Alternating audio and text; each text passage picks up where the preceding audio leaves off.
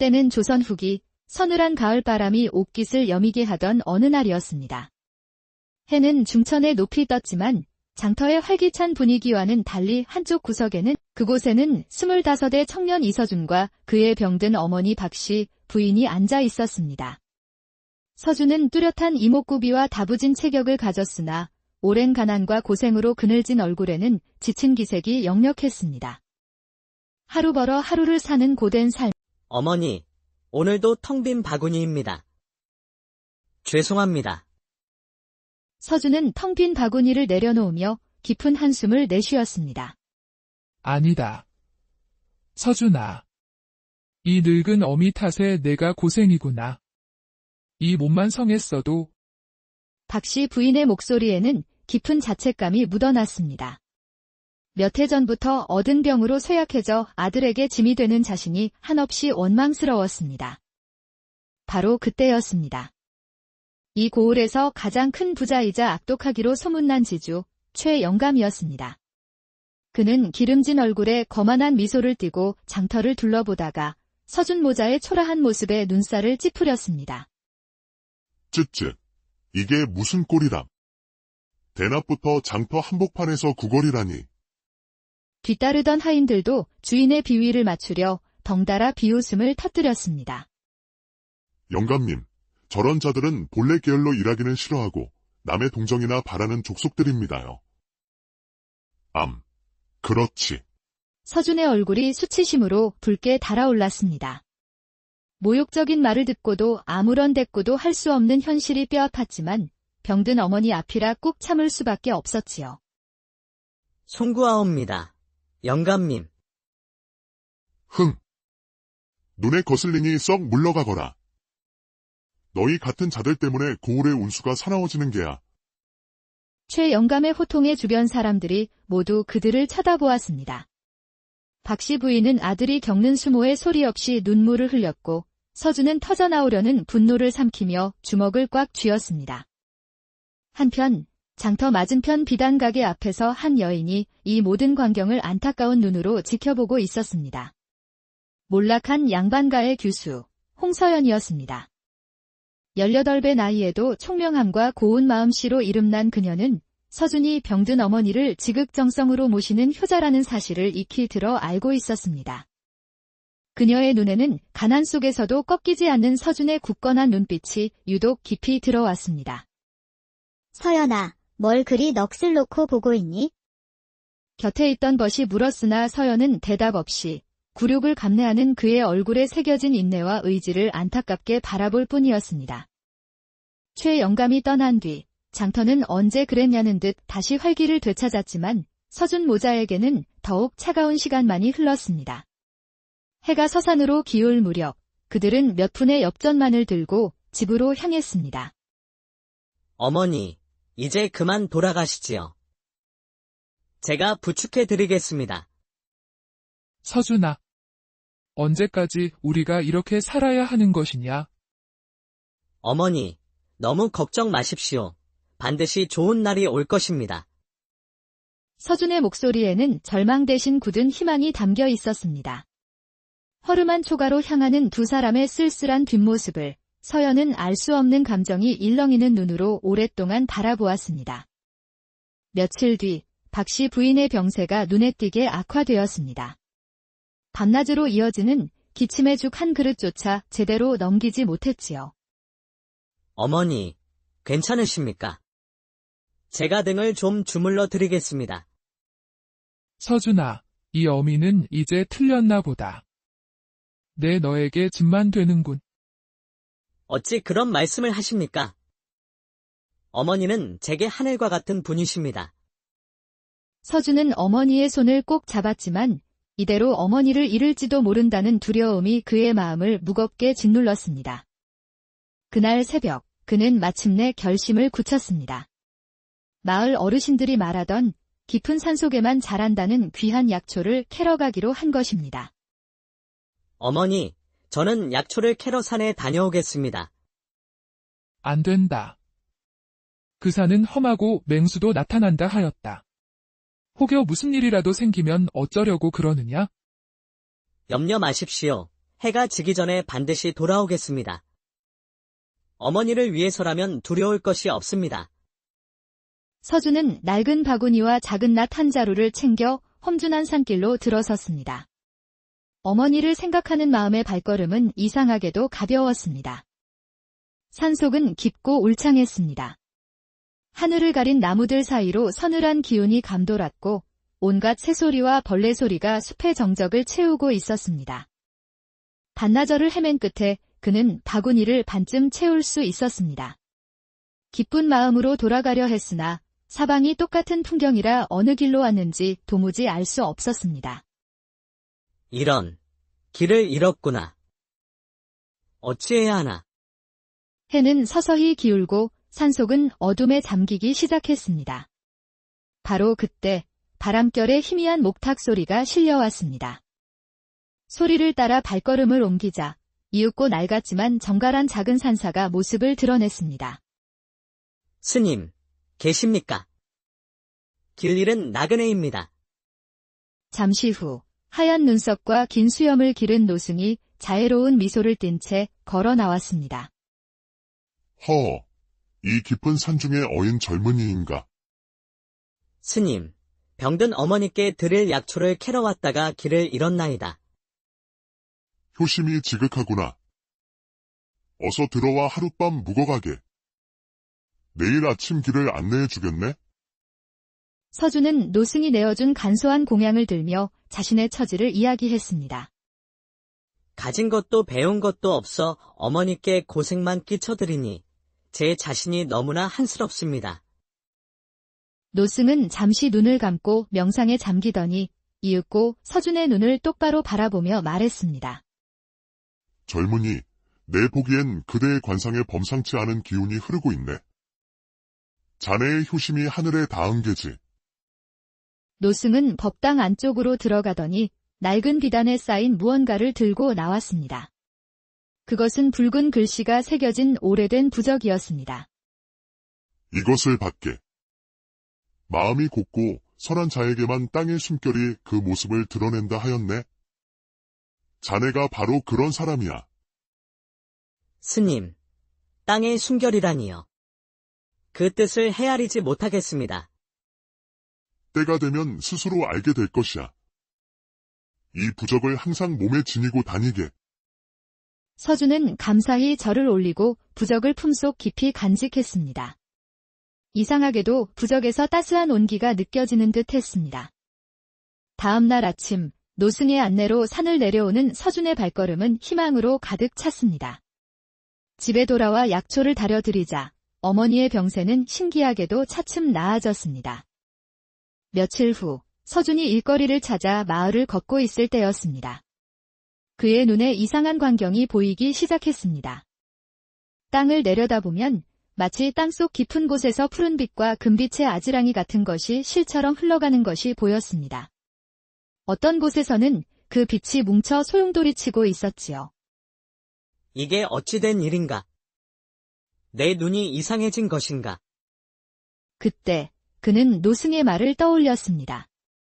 땅의 숨결이 그 모습을 드러낸다. 서준은 혹시나 하는 마음에 마을 뒤편 풀 한 폭이 제대로 자라지 않는 황무지로 향했습니다. 그의 눈에는 그 척박한 땅 속에서도 유독 한 곳의 푸른 기운이 강하게 뭉쳐있는 것이 보였습니다. 그는 곧장 집으로 달려가 괭이를 들고 와 그 자리를 파기 시작했습니다. 한자쯤 파 내려가자 흙이 축축해지더니 조금 더 파자 마침내 맑은 샘물이 콸콸 솟아올랐습니다. 세상에, 이 메마른 땅에서 샘물이 솟다니. 마침 지나가던 마을 이장 김 영감이 이 광경을 보고는 입을 떡 벌렸습니다. 아니, 서준이. 이게 어찌된 일인가? 이 땅은 대대로 물이 나지 않는 버려진 땅이었는데. 저도 잘 모르겠습니다. 영감님. 그저 이곳을 파보면 좋을 것 같다는 생각이 들었습니다. 며칠 뒤 서준은 큰 용기를 내어 최 영감을 찾아갔습니다. 내 이놈, 무슨 일로 또 나를 찾아왔느냐? 영감님, 뒷산 황무지를 제게 소작하게 해주십시오. 뭐라? 하! 그 쓸모없는 땅을. 내 놈이 드디어 미쳤구나. 부디 기회를 주십시오. 반드시 좋은 소출을 내어 영감님께 보여드리겠습니다. 최 영감은 잠시 생각하더니 교활한 미소를 지었습니다. 어차피 버려진 땅, 실패하면 서준을 더욱 곤경에 빠뜨릴 수 있을 것이라 여겼기 때문입니다. 좋다. 허나 조건이 있다. 소출의 절반은 내게 바쳐야 하며 만약 3년 안에 제대로 된 농사를 짓지 못하면 내 놈을 내 노비로 삼겠다. 알겠습니다. 영감님. 그리 하겠나이다. 약조를 마친 서준은 곧바로 밭을 일구기 시작했습니다. 그는 땅의 숨결, 즉 푸른 기운이 모이는 자리를 골라 씨앗을 심고 물길이 흐르는 곳을 따라 밭고랑을 냈습니다. 허허, 저 서준이란 녀석. 완전히 제정신이 아니구먼. 저런 땅에서 농사가 될 리가 있나. 가엾기도 하지? 최 영감에게 단단히 걸려들었어. 마을 사람들은 모두 혀를 차며 수군거렸지만 서준은 묵묵히 자신의 눈에 보이는 땅의 숨결을 믿고 땀 흘릴 뿐이었습니다. 얼마 지나지 않아 마을 사람들을 경악하게 하는 일이 벌어졌습니다. 서준의 밭에서 파릇파릇한 새싹이 돋아난 것입니다. 그것도 다른 밭의 작물보다 훨씬 빠르고 싱싱하게 자라나 한 달이 지나자 온 마을의 화제거리가 되었습니다. 아니, 이게 정말 그 황무지에서 자란 것이란 말인가? 도대체 무슨 비법을 쓴 거지? 서준은 그저 빙그레 웃을 뿐 노승과 부적에 대한 이야기는 항고했습니다. 이런 기이한 일을 누가 고지곳대로 믿겠습니까? 그러던 어느 날 홍서연이 정갈하게 싼 주먹밥을 들고 조용히 밭을 찾았습니다. 서준 총각, 하루 종일 고생이 많으십니다. 서준은 어찌할 바를 몰라 흙 묻은 손을 옷에 털었습니다. 서연 낭자, 제가 무슨 덕에 이리 귀한 것을. 총각의 효심과 성실함이 하늘에 다 이런 기적을 일으킨 듯합니다. 제가 드리는 것은 그에 비하면 아무것도 아닙니다. 두 사람은 밭두렁에 나란히 앉아 이야기를 나누었습니다. 서연의 따뜻한 눈빛과 격려에 서준의 가슴은 세차게 두근거렸습니다. 그때 멀리서 최 영감이 하인들을 거느리고 밭으로 다가오는 것이 보였습니다. 그의 얼굴에는 심술과 질투가 가득했지요. 허, 이것들이 대낮부터 여기서 뭘 하고 있는 게냐? 거지 같은 놈이 감히 어느 안전이라고. 영감님, 오해이십니다. 낭자께서는 그저 시끄럽다. 밭은 제법 꼴을 갖추었구나. 허나 분명 무슨 속임수를 쓴 게 틀림없어. 내 두 눈으로 똑똑히 지켜볼 것이다. 며칠 후 드디어 첫 수확의 날이 밝았습니다. 마을 사람들이 모두 몰려나와 숨을 죽이고 지켜보는 가운데 서준은 낫을 들고 잘 익은 보리를 베기 시작했습니다. 세상에, 저것 좀 보시오. 보리 이삭이 보통 것보다 2배는 굵고 알이 꽉 찼네. 내 평생 농사를 지었지만 이런 풍년은 처음 보는구나. 하늘이 도운 게 틀림없어. 그날 거둔 곡식의 양은 실로 엄청났습니다. 작은 밭에서 웬만한 논 몇 마지기와 맞먹는 수확이 나온 것입니다. 이럴 수가. 꿈만 같습니다. 어머니, 이제는 굶지 않으셔도 됩니다. 이 소식을 전해 들은 최 영감의 얼굴은 질투와 분노로 시커멓게 변했습니다. 그는 당장 하인들을 불러 모아 악독한 음모를 꾸미기 시작했습니다. 오늘 밤 몰래 저놈의 밭으로 가 곡식 뿌리를 모조리 망쳐놓고 밭을 전부 파헤쳐 버려라. 그날 밤 최 영감의 하인들은 살금살금 서준의 밭에 숨어들었습니다. 그들이 괭이로 땅을 파헤치기 시작한 순간 또다시 이상한 일이 벌어졌습니다. 땅을 파면 팔수록 그 자리에서 맑은 샘물이 솟아나는 것이었습니다. 처음에는 졸졸 흐르던 물이 점점 불어나더니 이내 밭 전체를 적시는 작은 시내를 이루었습니다. 서방님. 이게 어찌된 일입니까? 물이 계속 솟아납니다. 겁에 질린 하인들은 허둥지둥 달아났습니다. 이튿날 아침 밭에 나온 서준은 눈앞의 광경에 할 말을 잃었습니다. 밭은 군데군데 파헤쳐져 있었지만 그 자리마다 맑은 샘물이 솟아올라 밭 전체를 더욱 기름지게 만들고 있었습니다. 최 영감의 악행이 도리어 서준에게 더 큰 복을 가져다 준 셈이었지요. 이야말로 하늘의 조화가 아니고 무엇이겠는가. 서준이는 참으로 하늘이 내린 농부로구나. 이 일로 서준의 명성은 더욱 높아졌고 최 영감의 악행은 사람들의 비웃음거리로 전락했습니다. 다음 해 더욱 기름져진 땅에서 서준은 전년보다 2배나 많은 수확을 거두었습니다. 그는 최 영감에게 줄 몫을 제하고도 남은 곡식을 가난한 이웃들에게 아낌없이 나누어 주었습니다. 하늘이 내려주신 복을 어찌 저 혼자 누리겠습니까? 어려울수록 나누어야지요. 그의 선행은 온 마을을 감동시켰고 사람들은 그를 덕 있는 젊은이라 부르며 칭송했습니다. 서연 역시 그의 너그러운 마음에 더욱 깊이 반하게 되었지요. 한편 최 영감은 서준에 대한 질투심에 눈이 멀어 이성을 잃고 말았습니다. 그는 자신의 전 재산을 털어 주변의 땅을 닥치는 대로 사들이기 시작했습니다. 저놈이 가진 비법만 빼앗으면 내가 이 나라 최고의 부자가 될 것이다. 땅이란 땅은 모조리 사들여라. 그러나 땅의 순결을 볼 줄 모르는 그가 사들인 땅은 모두 물길이 막히고 흙이 척박한 쓸모없는 땅이었습니다.